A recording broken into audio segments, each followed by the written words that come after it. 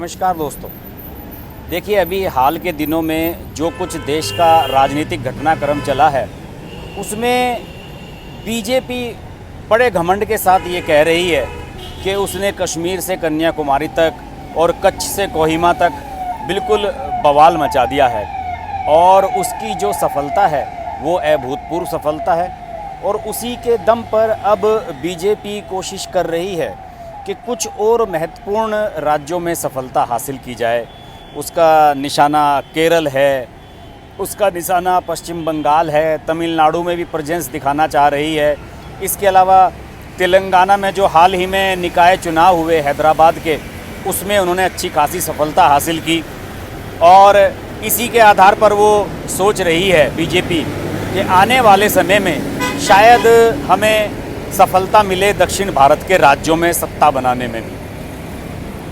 इससे पहले बीजेपी ने एक बहुत बड़ी कोशिश की थी नॉर्थ ईस्ट को लेकर।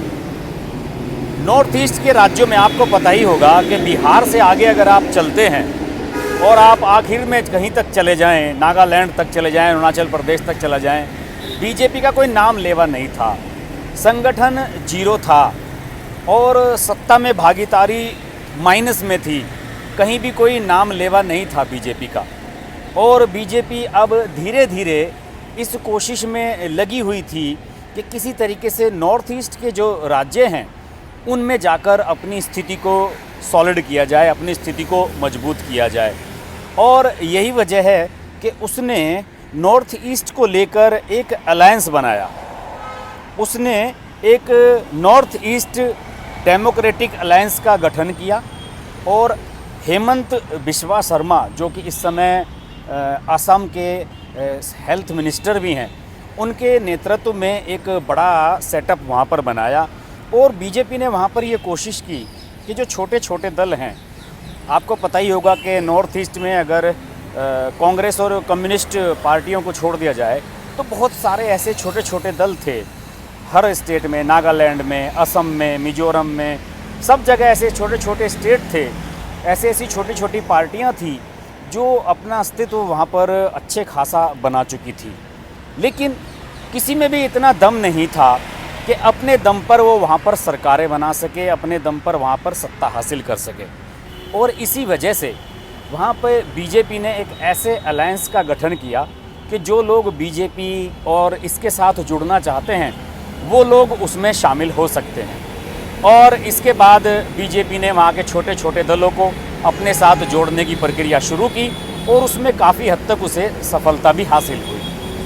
इसकी वजह से बीजेपी मणिपुर में, त्रिपुरा में, इन स्टेट्स में सरकार बनाने में सफल हो गई। और सरकार बनाने के लिए उसने जो तरकीबें अपनाई कि दूसरे दलों के नेताओं को तोड़ लिया, कांग्रेस का कोई नेता आना चाह रहा है तो उसे शामिल कर लिया पार्टी में, इसका खामियाजा भी अब उसे भुगतना पड़ रहा है। उसने धीरे धीरे सरकारें तो बनाई हैं वहाँ पर, लेकिन दूसरे दलों के जो भाड़े के लोग लाए गए या बागी लोग जो पार्टियों में से आए, दूसरी पार्टियों में से, उनके दम पर जो सरकारें बनाई, अब उन सरकारों की नाक में दम वही लोग कर रहे हैं।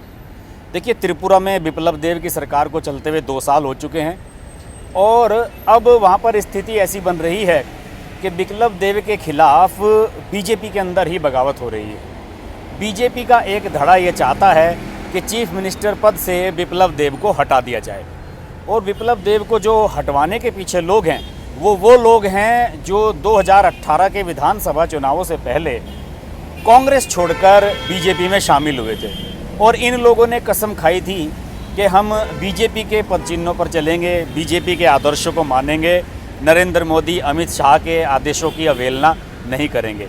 अब यही लोग ये कह रहे हैं कि आप बिप्लब देब को वहाँ से हटाकर चीफ मिनिस्टर पद से हटा दें और पूरे मंत्रिमंडल में बड़ा बदलाव करें। इस तरह का बदलाव करें कि एकदम से रिशफल हो जाए। ये क्यों, ऐसा क्यों हो रहा है? ये दोस्तों इसलिए हो रहा है कि वहाँ पर 2016 में जब बिप्लब देब को कमान सौंपी गई थी त्रिपुरा की, बिप्लब देब एक साधारण कार्यकर्ता हुआ करते थे और दिल्ली में बीजेपी के ऑफिस में काम करते थे।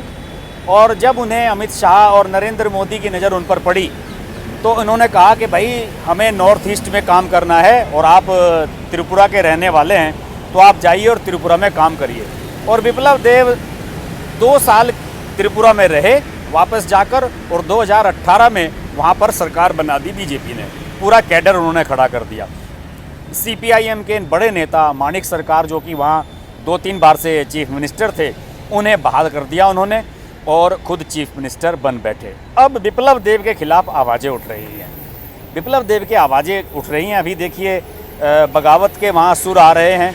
और सुदीप राय बर्मन जो कि इस समय वहाँ के हेल्थ मिनिस्टर भी हैं त्रिपुरा के, उन्होंने उनके खिलाफ बगावत का झंडा उठाया हुआ है।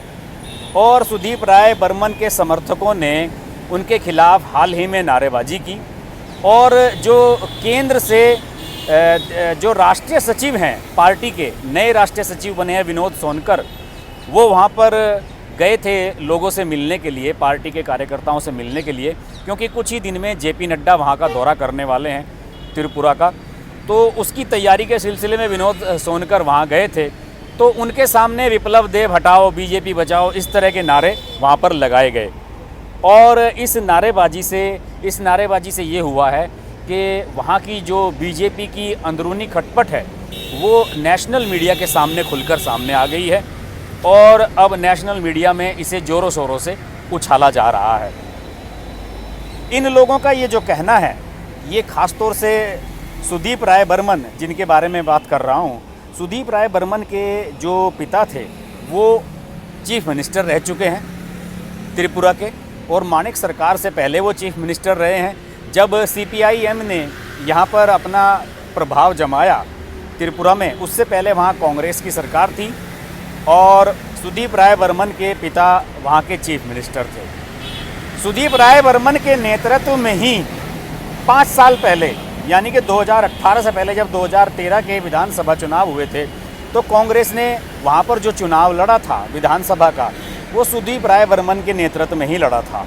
और उस समय कांग्रेस की 10 सीटें आई थी और माणिक सरकार चीफ मिनिस्टर बने थे। सुदीप राय बर्मन चीफ मिनिस्टर बनना चाहते हैं और उन्हें जब बीजेपी में शामिल किया गया था तो उन्हें ये लगा था कि शायद मुझे चीफ मिनिस्टर बनाया जाएगा, क्योंकि बीजेपी के पास कोई बड़ा फेस यहाँ पर नहीं है। लेकिन ऐसा हुआ नहीं। और विप्लव देव कुछ दिन पहले जो वहाँ पर गए थे, पार्टी ने ये फैसला किया कि चूँकि ये हमारे अपने कैडर के नेता हैं, हमारे अपने पुराने कार्यकर्ता हैं, तो हम इन्हें चीफ मिनिस्टर बनाएंगे, और उन्हें चीफ मिनिस्टर वहाँ पर बना दिया गया। अब सुदीप राय बर्मन लगातार बागी मूड में हैं और 2 साल तक बर्दाश्त करते रहे, लेकिन अब बर्दाश्त करने के मूड में नज़र नहीं आ रहे हैं और लगातार आवाज़ें उठा रहे हैं कि नेतृत्व में वहाँ पर परिवर्तन किया जाए। इन सब को लेकर ये मानना है लोगों का कि अगर ऐसी स्थिति रही तो पार्टी में वहाँ बिखराव हो सकता है, क्योंकि इसमें अगर 2018 के रिजल्ट्स की मैं बात करूं तो 2018 में यहाँ पर 60 विधानसभा सीटें हैं त्रिपुरा में, उसमें से 36 बीजेपी ने जीती थी। और ये इतनी बड़ी तरक्की थी, मैं आपको बताऊं कि 0 से 36 पर पहुँचे थे। 2013 में यहाँ पर बीजेपी शून्य थी और देखिए 2018 में सरकार बना दी, 36 सीटें लेकर आई, 43.59% वोट मिले थे बीजेपी को और विप्लव देव चीफ मिनिस्टर बने थे।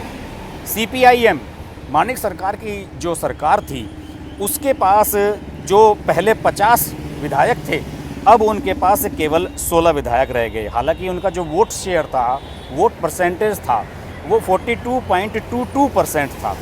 इस हिसाब से उसे आप इतना कम नहीं कह सकते, लेकिन उसके बावजूद भी जो डिफरेंस था, सीटों के बीच में जो अंतर था जीत हार में, वो इतना नज़दीकी था कि वो सरकार नहीं बना पाए और सरकार बन गई 36 सीट लेने के बाद विप्लव देव की।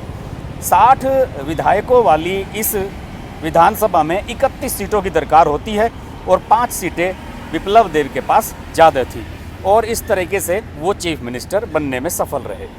अब कांग्रेस से आए हुए जो लोग हैं त्रिपुरा बीजेपी में, वो ये कह रहे हैं कि 25 विधायक नाराज़ हैं विप्लव देव से और ये लोग सब ये कह रहे हैं कि भाई विप्लव देव को हटाया जाए, किसी और को चीफ मिनिस्टर बनाया जाए। सुदीप बर्मन अपने बारे में खुद अपना नाम तो नहीं ले रहे हैं, लेकिन उनका ये कहना है, उनके समर्थकों का ये कहना है कि उन्हें चीफ मिनिस्टर बना दिया जाए तो सब कुछ सही हो जाएगा। इसके अलावा कांग्रेस के पूर्व अध्यक्ष हुआ करते थे वहाँ पर सुशांत चौधरी त्रिपुरा में, और ये भी 2018 के चुनाव से पहले ही पार्टी में शामिल हुए थे। और इनका जो मानना है, इनका भी यही कहना था कि जो विप्लव देव की सरकार ने वादे किए थे 2 साल पहले बीजेपी की सरकार ने, वो पूरे नहीं हो रहे हैं। लोगों से हमने घोषणा पत्र में जो कहा था उस पर हम खरे नहीं उतर पा रहे हैं। हम किस मुंह से लोगों के बीच में जाएं, हम किस तरीके से लोगों को ये बताएं कि हमारी सरकार बढ़िया काम कर रही है। ये सब बातें संगठन में चल रही हैं। और उन्होंने ये कहा है कि अगर हम बीजेपी के काम को हाईलाइट करना चाहते हैं तो यहाँ पर चीफ मिनिस्टर का बदलाव होना बहुत ज़रूरी है। इसके अलावा विप्लव देव के समर्थक भी खुलकर सामने आ रहे हैं। जब विनोद सोनकर के सामने वहाँ पर नारेबाजी हो रही थी कि विप्लव हटाओ बीजेपी बचाओ, तो विप्लव देव के समर्थक भी खुलकर सामने आए और दोनों गुट आमने सामने हो गए। इन लोगों ने कहा कि विप्लव देव के खिलाफ ये जो कांग्रेस से आए हुए लोग हैं ये साजिश कर रहे हैं और इनकी नहीं सुनी जानी चाहिए। इन लोगों को तुरंत पार्टी से बाहर निकाल देना चाहिए। इसके अलावा जो उनके समर्थक हैं उन्होंने ये भी कहा कि 2 साल के अंतर्गत, यानी कि 2016 से और 2018 के बीच में जो विप्लव देव ने काम करके दिखाया, पार्टी को जीरो से हीरो बना दिया, उसके बावजूद पार्टी उन्हें कैसे निगलेक्ट कर सकती है।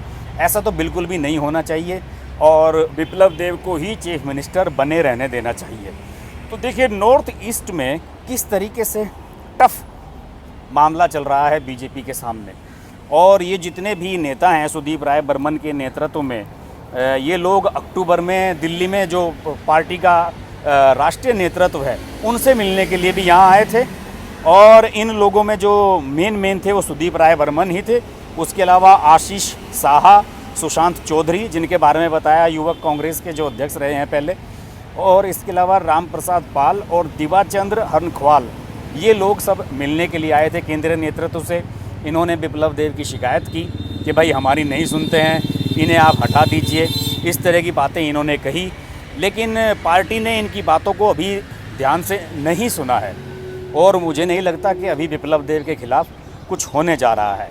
अलबत्ता कुछ ही समय बाद बीजेपी चुनाव में जा रही है असम में, पश्चिम बंगाल में, तो उसे नॉर्थ ईस्ट में जो अपना ये असंतोष है इसे ख़त्म तो ज़रूर करना पड़ेगा, नहीं तो उनके लिए दिक्कतें हो सकती हैं और हो सकता है कि आने वाले समय में बीजेपी को वहाँ और भी ख़राब हालात का सामना करना पड़े। बहरहाल स्थिति यही है कि पूरे देश में धूम मचा रही बीजेपी इस समय नॉर्थ ईस्ट की अपनी त्रिपुरा सरकार को बचाने के लिए लोगों के मान मुनव्वल में लगी हुई है। देखते हैं त्रिपुरा का डेवलपमेंट आगे क्या होता है। इस बारे में पहली बार त्रिपुरा के बारे में मैंने आपको वीडियो बनाया है। अगर आपको अच्छा लगे तो प्लीज़ लाइक करें, शेयर करें और अपने दोस्तों को भी शेयर करने के लिए कहें। और अगर आप त्रिपुरा से संबंध रखते हैं तो नीचे कमेंट में अपना नाम ज़रूर लिखें, जिससे कि मुझे पता लगे कि आप लोग त्रिपुरा से हैं। देखते रहिए हर्ष की बात लाइव। नमस्कार। अगर आपको हमारी वीडियो पसंद आई तो वीडियो को लाइक करें, चैनल को सब्सक्राइब करें और नोटिफिकेशंस के लिए बेल आइकन को प्रेस करें।